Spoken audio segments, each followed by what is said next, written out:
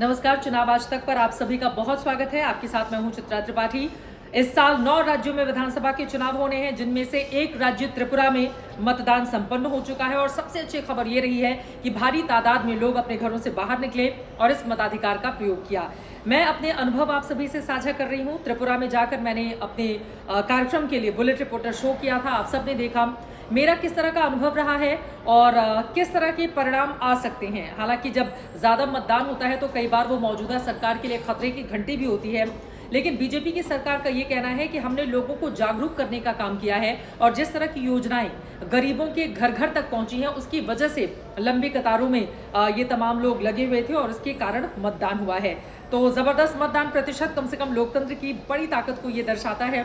त्रिपुरा में 60 विधानसभा की कुल सीटें हैं और वहां पर बीजेपी ने इस बार 55 सीटों पर चुनाव लड़ा है। 5 सीट अपनी सहयोगी पार्टी को दी है। माणिक साहा मुख्यमंत्री हैं। बीजेपी ने बीते 5 सालों की सरकार में दूसरी बार ऐसा रहा जब अपने मुख्यमंत्री को चेंज कर दिया। विप्लव देव की जगह माणिक साहा को वहां का मुख्यमंत्री बना दिया। एक तरफ कांग्रेस पार्टी है जो लेफ्ट पार्टी के साथ मिलकर चुनाव लड़ी है। लेफ्ट ज्यादा सीटों पर है, कांग्रेस पार्टी कम सीटों पर है, लेकिन ये अपने आप में ये जो फॉर्मूला है कि विपक्षी दल एक होकर बीजेपी के सामने जब चुनावी मैदान में आते हैं तो बीजेपी के लिए क्या खतरे की घंटी बजती है, क्योंकि बीजेपी को अपनी सत्ता बरकरार रखनी है। फ्री की तमाम योजनाओं का ऐलान किया गया। जब बीजेपी के राष्ट्रीय अध्यक्ष जेपी नड्डा की ओर से ऐलान किया जा रहा था अपने संकल्प पत्र का, मैं उस समय उसी हॉल में मौजूद थी और हमने देखा कि लड़कियों के लिए मुफ्त में स्कूटी दिए जाने की घोषणा की गई। महिलाओं के लिए 2 गैस सिलेंडर फ्री में दिए जाने की हर साल घोषणा की गई है। मकान गरीबों के लिए जो प्रधानमंत्री आवास दिए जा रहे हैं, ये बात सच है। मैं अंदर गांव तक गई थी, आदिवासी इलाके में पहुंची हुई थी और वहां पर ज़्यादातर हिस्सों में मैंने कई घर ऐसे देखे जहां पर प्रधानमंत्री आवास योजना के तहत मकान बन रहे थे। लेकिन उसी के पैरेलली एक दूसरा सच ये भी है कि त्रिपुरा मोथा एक जो ये नई पार्टी देव बर्मन साहब के सामने आ गई है, इसने चुनावी मुकाबले को दिलचस्प बना दिया है। 2 तरीके से इसको देखा जाए। मुख्य मुकाबले में एक तरफ बीजेपी है, दूसरी तरफ कांग्रेस लेफ्ट का गठबंधन है। लेकिन त्रिपुरा मोथा जिसने आदिवासियों की आवाज़ उठाने का काम किया है और उन्हीं का वो प्रतिनिधित्व भी करते हैं, तो उनका ये कहना है कि अलग ग्रेटर त्रिपुरा लैंड की वो मांग भी कर रहे हैं। इसको लेकर आदिवासियों में एक अलग सा भाव है त्रिपुरा मोथा को लेकर।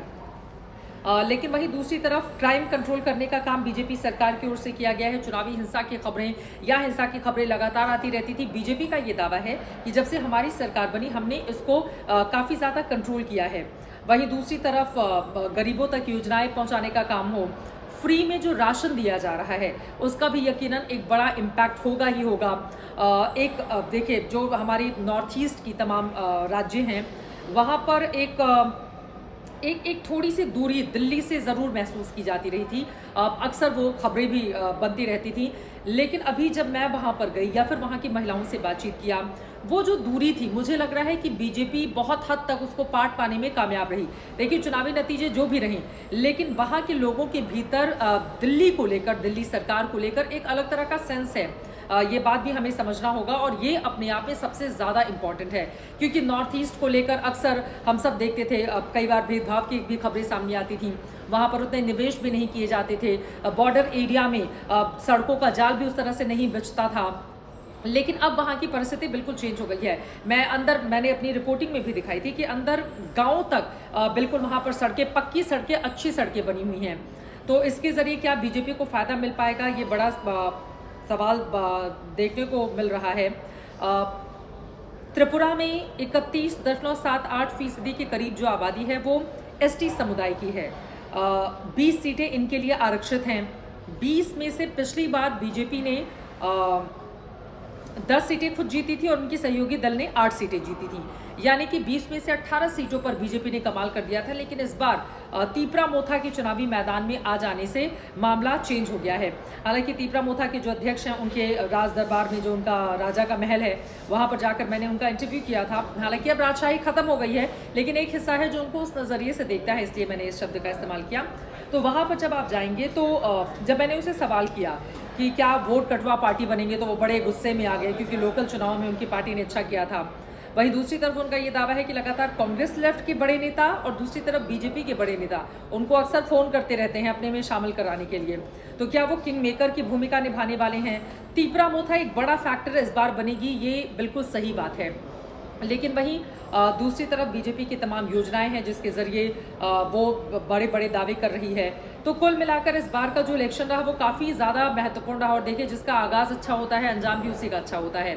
पिछली बार लेफ्ट कांग्रेस अलग अलग चुनावी मैदान में थी, कांग्रेस पार्टी का एक तरीके से सुपड़ा ही साफ हो गया था, लेफ्ट भी बहुत कम सीटों पर सिमट गई थी। लेकिन इस बार चूंकि दोनों के वोट शेयर को अगर हम जोड़ेंगे 2018 में दोनों का वोट शेयर बीजेपी को क्रॉस कर जाता है, लेकिन तब बीजेपी वहां नहीं थी। बीजेपी ने शून्य से वहां पर सत्ता में आई है, वो सरकार बनाई है।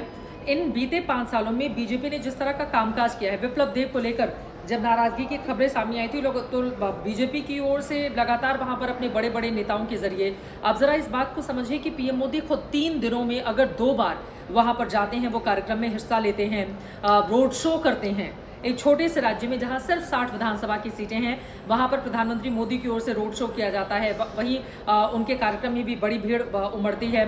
तो मोदी फैक्टर जो एक भरोसे का नाम बन चुका है, वो वहां पर कितना कमाल दिखाएगा ये देखना महत्वपूर्ण रहेगा। लेकिन कुल मिलाकर बहुत इंटरेस्टिंग और त्रिपुरा का इलेक्शन यकीनन तय करेगा आगाज किसके लिए अच्छा होता है, और इस आगाज के जरिए ये भी तय होगा कि अंजाम किस पार्टी के लिए, जो इसके अलावा 8 राज्य हैं वहां पर भी, और जो अगले साल लोकसभा के चुनाव होने हैं वहां पर भी किसके लिए आगाज अच्छा होता है और अंजाम अच्छा होता है।